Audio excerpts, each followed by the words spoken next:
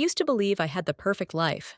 A loving wife, two beautiful children, and a big house that I'd built with my hard-earned money. My days started with their laughter and ended with warm hugs.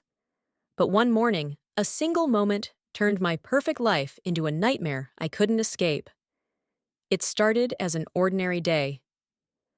I woke up early to fix a leaking pipe in the basement. As I made my way downstairs, I heard voices, soft, almost whispering.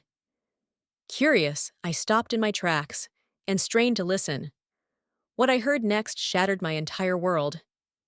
"Dad, when will we finally live like a real family?" It was my 10-year-old daughter's voice, filled with innocent curiosity. A man's voice responded, one I recognized instantly. It was my brother. "Just hold on, sweetheart. We need to finish our plan first. Once we get the house and money, we'll all be together with your mom." For a moment, I couldn't breathe. I leaned against the wall, trying to steady myself as his words sank in. My wife, my brother, my house, my money. The pieces of a puzzle I never wanted to solve began falling into place. Their stolen glances, their private conversations, the way he was always helping out around the house. It all made sense now. But what broke me wasn't just the betrayal of my wife or my brother. It was hearing my daughter, my little girl, calling him Dad. I quietly crept back upstairs, my mind spinning. Confronting them on the spot would have been easy, but I knew better. If they were plotting against me, I needed proof, and I needed a plan to protect myself. That night, I barely slept. Memories of the past years played on a loop in my head. Every shared holiday, every family dinner, every smile that now felt like a lie. Anger, hurt, and confusion clawed at me, but I knew I couldn't let my emotions take over. The next morning, I called a private investigator. I explained everything I overheard and asked him to find out the truth. Within days, he uncovered more than I could have imagined. My wife had been having an affair with my brother for over a decade. It wasn't just a fleeting mistake. It was a calculated betrayal.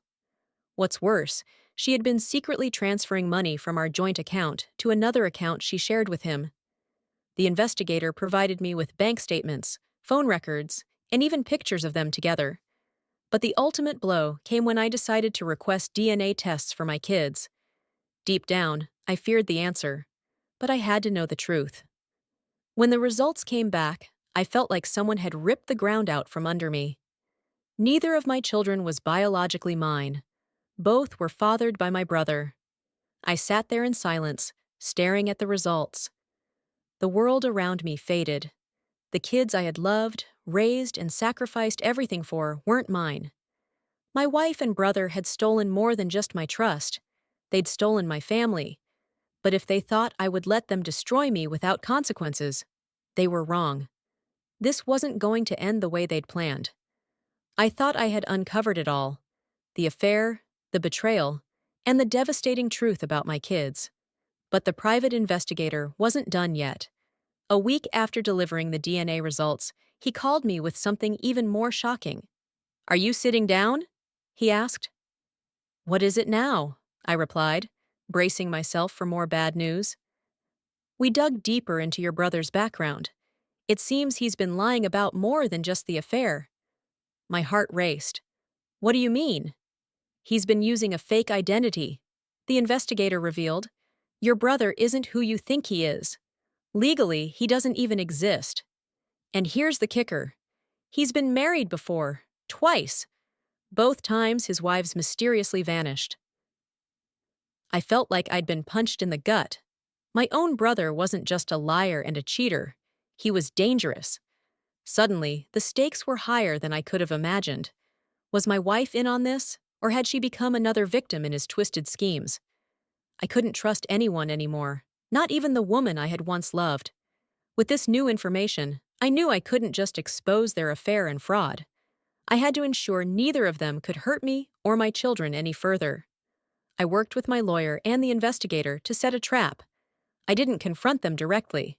Instead, I pretended everything was normal while secretly documenting every interaction. I installed cameras in the house, recorded their conversations, and gathered as much evidence as possible. Then, I found a way to lure them into a corner they couldn't escape. One evening, I casually mentioned over dinner that I was planning to sell the house and move to another state. I watched as their faces shifted. Subtle panic in my wife's eyes. A quick glance exchanged between her and my brother. It was clear they weren't ready for me to change the game. The next day, I accidentally left out some legal documents about the house transfer. My brother, thinking he was being clever, stole the papers and forged my signature to transfer ownership to himself and my wife. What he didn't know was that my lawyer and the police were already involved. Every move he made was being monitored. It all came crashing down on a rainy Friday evening. I had set everything up: the hidden cameras, the forged documents, and the involvement of law enforcement. All I needed now was for my wife and brother to fall into the trap. But nothing could have prepared me for the truth I uncovered that night. I had left the house, pretending to go on a weekend business trip, but in reality, I was watching everything unfold on a live feed from the cameras I'd installed. I saw my wife and brother sitting in the living room, their voices low but urgent. "He's gone," my wife said, her voice dripping with impatience. "We need to finalize the papers and transfer everything before he comes back." My brother leaned back with a smug smile. "Relax, Lisa. He's too trusting to even notice until it's too late. By the time he figures it out, we'll have everything."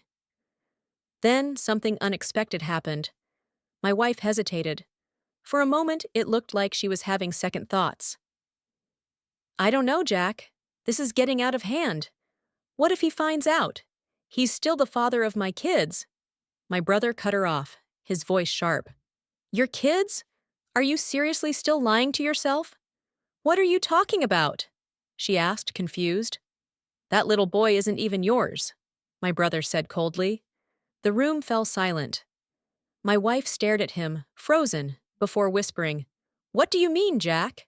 He laughed, a cruel, mocking sound. "You really thought I'd let you have everything? The money, the house, the kids? You're just as much a pawn as he is." I felt my blood run cold as I watched the realization dawn on her face. My brother had played her, too.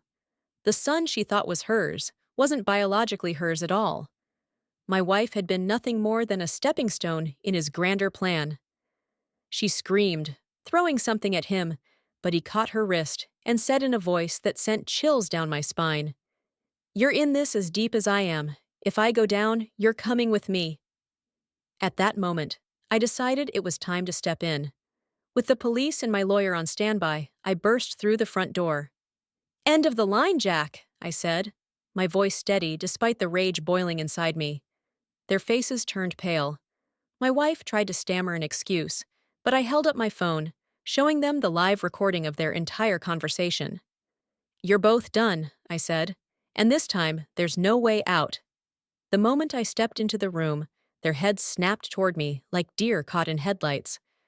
My wife's face turned as white as a sheet, and my brother? For once, his smug smirk vanished, replaced by a flicker of panic. "You didn't expect to see me here, did you?" I said, holding up my phone. "I've been watching everything, every lie, every betrayal, every twisted scheme." My wife stammered, "I can explain, I swear." "Explain?" I cut her off, my voice rising. "You want to explain how you plotted with him, my own brother, to steal my house, my money, and my family? Or maybe you want to explain how my daughter calls him dad behind my back?" Tears welled up in her eyes, but I didn't care. She deserved every ounce of pain she was feeling. "And you," I turned to my brother, who was trying to edge toward the door. "Don't even think about it. Sit down." He froze, his hands in the air like a criminal caught red-handed. Which, to be fair, he was. "You think you're clever?" I continued, my voice dripping with sarcasm. "You thought you'd waltz in here, take everything I built, and I'd never notice? You've been playing me for years. But here's the thing, Jack. I'm always 5 steps ahead." My wife finally snapped. "You set us up!" she screamed, pointing a trembling finger at me. I laughed bitterly. "Set you up?" "No, Lisa. You did this to yourself. But here's the part you'll really hate. I'm not just taking my life back, I'm taking everything. Before they could respond, I motioned toward the front door. In marched two police officers, followed by my lawyer and the private investigator. "This is Officer Bennett," I said, gesturing to one of the officers. "He's here to arrest you both for fraud, forgery, and conspiracy. And in case you're wondering, Jack, I've also reported the two missing wives from your past.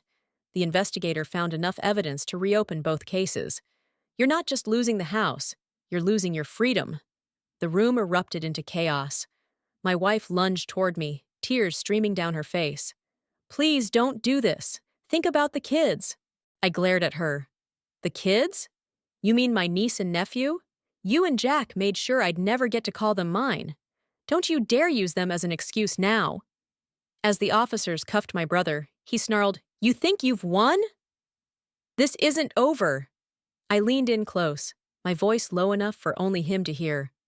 "Oh, it's over, Jack. And when you're rotting in prison, I'll be the one laughing." The room emptied as the police dragged them away, leaving me standing alone in the wreckage of what had once been my life. For a moment, the silence was deafening. I looked at the family photos on the wall, pictures of a life I thought was real. But now I knew better. This wasn't the end of my story. It was the beginning of a new chapter, one where I rebuilt my life on truth, not lies. It had been weeks since the arrests, but the damage was far from over. The house was still under investigation, and the kids, my niece and nephew, now fully aware of the truth, were adjusting to the reality of their new lives. I moved out of the house, leaving the memories behind. The house that once represented our family was now a painful reminder of everything I'd lost. But instead of letting it consume me, I focused on rebuilding my life. I enrolled my niece and nephew in a new school and began the process of legally adopting them. They had been through so much, and I couldn't let the lies of their biological parents define their future.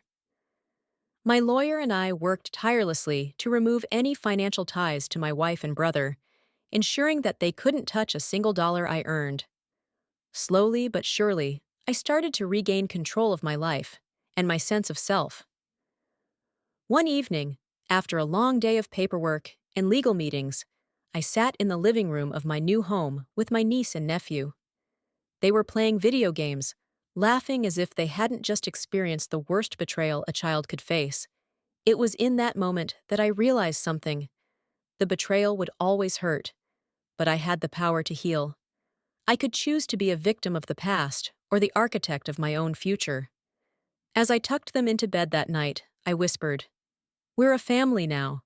We'll always have each other." Months passed, and life started to feel normal again. I had made peace with the fact that my wife and brother were gone, and though the scars of their betrayal would never fully disappear, they no longer defined me. One morning, I received a letter. It was from my wife. The letter was short, but the words struck me like a punch to the gut. She apologized, said she had no excuses for what she had done, and she hoped one day I could forgive her. I read it once, twice, and then I set it down. Forgiveness? Maybe, one day. But for now, I wasn't ready. Instead, I focused on the future. I started my own business, something I had always dreamed of but never had the courage to pursue. I poured my energy into the work, finding satisfaction in the success that came from hard work and integrity. And as the years passed, I found peace. I made new memories, and though I would never forget the pain, I learned that life could still be beautiful. Betrayal can break us, but it doesn't have to define us. In the face of deceit, we have the power to choose how we react. We can become victims of our circumstances or take control and rebuild what was lost. The road to healing isn't easy, but it's worth it.